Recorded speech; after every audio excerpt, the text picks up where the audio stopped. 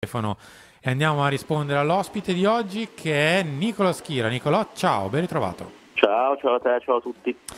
Nicolò, mese di agosto che parte oggi e si è ribaltata qui la situazione. L'anno scorso era un mese di agosto placido per il Milan, se non per l'ultima settimana quando tentò di far la punta chiudendo per Jovic, alla fine facendo un gran mercato di luglio. Più o meno si è ribaltata. Ora il Milan è atteso da un bel po' di mercato nel mese di agosto. Uno su tutti, partiamo da qui, da Emerson Royal. Sì, per Amazon Royale siamo in chiusura, stiamo sistemando gli ultimi dettagli, c'è il sito tale del calciatore ormai da diverse settimane, un Amazon Royale che per aspettare il Milan ha messo in stand-by altre proposte da parte di società straniere, anche ricche offerte provenienti dall'Arabia che, come spesso e volentieri succede, cercano di tentare i calciatori più importanti delle squadre di prima fascia. Nulla di fatto, lui ha scelto di aspettare il Milan e alla fine questa sua decisione verrà premiata perché siamo in prossimità del traguardo, un'operazione da 15 milioni, stanno sistemando le ultime cose relative ai bonus, ma insomma la strada è tracciata, per Emerson Royale un quinquennale da 2 milioni a stagione, quindi insomma il Milan avrà un nuovo terzino destro e poi vedremo insomma se sarà lui il titolare o se invece dovrà sudarsi il posto con Davide Calabria e Pierre Calulu. Io invece Nicolò ti chiedo di Fofana, c'è davvero un avvicinamento tra Milan e Monaco o ancora c'è distanza? C'è distanza ma si stanno avvicinando, nel senso che comunque il Milan alzerà la proposta per cercare di in qualche modo portare a casa questo giocatore che resta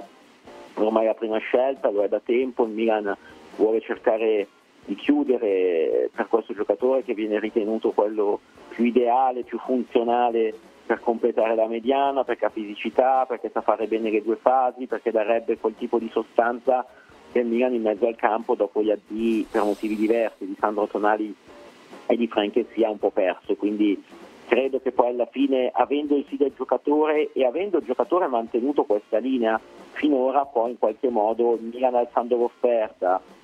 aggiungendo magari qualche milioncino, aggiungendo qualche bonus, aggiungendo magari anche una percentuale sulla futura vendita, possa poi arrivare a una quadra col Monaco che è vero che chiede tanto, però al momento poi non ha materiale per scatenare un'asta perché un paio di proposte alternative al Milan il giocatore le ha rifiutate e quindi non ha dato sponda alla società del Principato per tenere alta la valutazione che comunque giorno dopo giorno cala sempre di più perché non dimentichiamoci che siamo a 10 mesi e anche qualcosa in meno dalla scadenza del contratto, quindi il Monaco se non vuole rischiare poi di perdere da zero deve tornare a più miti consigli rispetto alle richieste formulate negli ultimi giorni, ma tornare su quella valutazione che era prima dell'Europeo, intorno ai 25 milioni, il Milan in questo momento è arrivato a 17-18, penso che poi arriverà a 20, magari poi inserendo una percentuale sulla rivendita, qualche bonus, si può trovare la quadra che soddisfi tutti, perché alla fine il giocatore vuole andare al Milan e l'abbiamo visto in questo mercato anche in altre trattative, vedi sulle Roma, Dobbik, Roma, tanto per citare i casi più recenti, poi la volontà del giocatore ha fatto la differenza. Prima di chiudere con la mezzala tre quarti che potrebbe essere Samardžić o insomma ne parliamo dopo, volevo affrontare prima l'argomento uscite, ovvero congelata quella di Salmaker e scongelata quella di Adli? Macher sicuramente congelata perché si sta giocando molto bene le sue carte, un giocatore che può giocare a destra, a sinistra, a Bologna con Thiago Motta è cresciuto molto, sta piacendo molto a Fonseca, non sono neanche arrivate delle offerte oggi così allettanti, quindi il ragionamento che stanno facendo è se arrivano 15-20 milioni è un conto, ma se devo tra virgolette svendere un giocatore e poi comunque tutto sommato è giovane perché ha 25 anni, perché è polivalente, perché non ha un ingaggio eccessivo, perché uno che quando è andato in panchina comunque non ha mai piantato confusione, casino, interviste, post social, cose che spesso invece sono accadute con altri elementi e quindi in questo momento le sue quotazioni sono sicuramente a rialzo. Su Adli vediamo, io ho segnali discordanti, secondo me se arriva l'offerta giusta può andare, il problema vero è che il giocatore è un po' di bocca buona, come si suol dire, nel senso che non accetta proprio la prima offerta che arriva, non è molto attratto dai campionati esotici seppur danarosi, vorrebbe magari qualche qualche società di prima fascia o in Francia o in Premier, e quindi oggi secondo me questo tipo di situazioni non ci sono. Però se tu prima lo accennavi, se devi prendere un giocatore offensivo comunque con caratteristiche più offensive e aggiungere un altro centrocampista,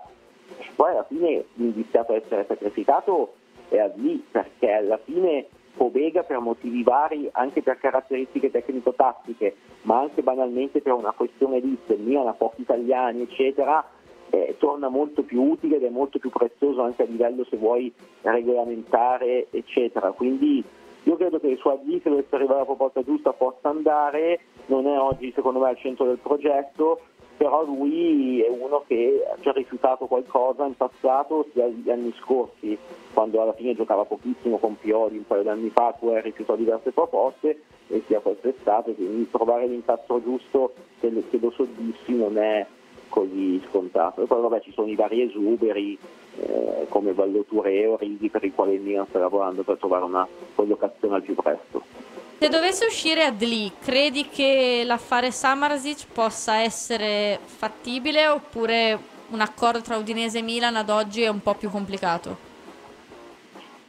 C'è un gradimento tecnico da parte del Milan per Samardzic, c'è una grossa disponibilità da parte di Samardzic verso il Milan, visto che il ragazzo vuole andare via da Udine. Però ti dico, anche parlando con l'Udinese, non mi pare che sia così semplice, o meglio, l'Udinese vuole 20-25 milioni. Oggi, secondo me, il Milan 20-25 milioni così d'amblè su Samardzic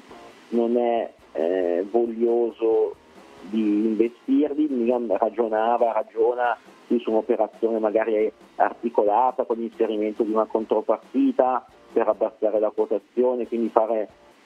anche un affare, chiamiamolo così, perché un conto è prendere Samardzic a 10-12 milioni su una contropartita, è un conto spenderne 20-25, quindi da quel punto di vista secondo me con l'Udinese ci sarebbe da lavorare molto. Però sai, Samardzic ha voglia di andare via, è uno di quei giocatori che comunque, se poi tu lo tieni, non dico controvoglia, ma comunque forzatamente, non è detto che poi l'anno dopo ti dia un grande rendimento. Già l'ultima annata è stata in chiaro scuro, quindi l'Udinese sta un po' valutando cosa fare. È vero anche che Samardzic, non avendo poi fatto l'ultimo anno così bene, non ha magari il mercato che aveva in passato. Poi insomma, anche quando ha avuto mercato, poi il papà, il signor Mlade, non è mai stato un soggetto semplicissimo nelle trattative, quindi ricordate gli affari sfumati con Inter e Napoli nelle ultime sessioni di mercato. Nicolò, salutandoti ti chiedo veramente l'ultimo sì e no, ovvero Okafor e Jovic hanno il posto assicurato nella rosa del prossimo anno, sono ancora un po' così in bilico? E secondo me per rispondere alla tua domanda, sono un po' in bilico, perché il fatto che Saelemaekers stia prendendo quota, un giocatore che può giocare a destra e a sinistra, il Milan ha Leao comunque a sinistra, a destra a Chukwueze che è in grande spolvero, a Pulisic, è vero che Pulisic in questo momento nell'idea di Fonseca può fare il trequartista, può fare il 10, però è vero anche che può fare benissimo quei ruoli d'esterno, perché li ha sempre fatti. L'anno scorso benissimo, ha fatto un'annata straordinaria largo a destra, ma in carriera ha sempre giocato dall'altra parte, quindi tenendo Saelemaekers inizia a essere un po' overbooking il reparto esterno, quindi se dovesse arrivare una proposta secondo me per Okafor potrebbero anche magari valutarla, potrebbe essere magari una pedina di scambio per arrivare a qualche giocatore che manca oggi in organico, quindi è una situazione secondo me un po' da seguire. E su Jovic credo che il fatto che il Milan stia cercando un altro attaccante, e non è un mistero insomma, perché comunque il Milan non ha mai smentito questa cosa, anzi insomma è sempre filtrato l'idea che possa arrivare un vice Morata, un piano B, un'alternativa insomma là davanti, la famosa anche cosa di non assegnare il numero 9, comunque se vuoi insomma da un certo punto di vista il 9 è un numero iconico, avrebbe potuto prendere tranquillamente Morata, dà l'idea, la sensazione che comunque davanti il Milan un ragionamento lo stia facendo. E chiaro che secondo me il Milan, giocando con una punta sola, se prendi un altro attaccante non penso che Jovic abbia voglia e il Milan lo consideri a stare lì a fare il terzo, quindi potrebbe esserci qualcosa. Lui ha già di situazioni, comunque non ha voluto approfondire da qualche settimana fa, c'era qualcosina anche per lui dall'Arabia, mercato che Ramadani il suo agente ha frequentato molto bene, che ricorderete ha portato Mendy, ha portato Koulibaly, ha portato vari giocatori nella sua scuderia in Arabia in questi anni, però al momento anche lì non è semplice, però devo rispondere alla tua domanda, io credo che uno dei due con l'arrivo di un attaccante poi alla fine possa essere di troppo e probabilmente sarà il mercato in base alle offerte che arriveranno a decidere chi dei due possa poi alla fine o debba fare i bagagli. Nicolò, grazie ancora, buona estate, alla Ciao a prossima. tutti. Ciao, grazie, ciao. Buon proseguimento. Salutiamo Nicolò Schira.